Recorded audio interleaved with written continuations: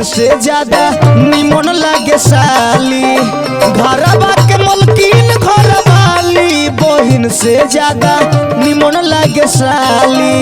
निमन लागे साली दैबा निमन लागे साली। माइयों ने भूखे चिचियाली बहिन से ज्यादा निमन लागे साली। घरवा के मलकिन घरवाली बहिन से ज्यादा निमन लागे साली। आने वाले आ गए, आने वाले आ गए, आने वाले आ गए, आने वाले आ गए।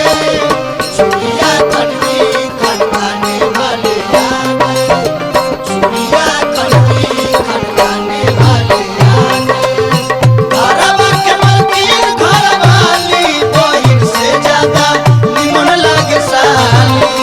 घरवा के मलकिन घरवाली बहिन से ज्यादा निमन लागे साली।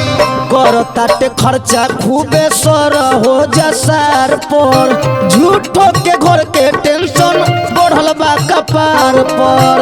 झूठो के घर के टेंशन बढ़ल बा कपार पर। करताटे खर्चा खूबे सर हो जा सार पर। झूठो के घर के टेंशन बढ़ल बा कपार पर। बाबू भाई के देबे रोज गाली बहिन से ज्यादा निमन लागे साली। घरवा के मलकिन घरवाली बहिन से ज्यादा निमन लागे साली। आने से उसके आए बाहर, जाने से उसके जाए बाहर। बड़ी मस्तानी आए मेरी महबूबा, बड़ी मस्तानी आए मेरी महबूबा। घरवा के मलकिन घरवाली बहिन से ज्यादा निमन लागे साली।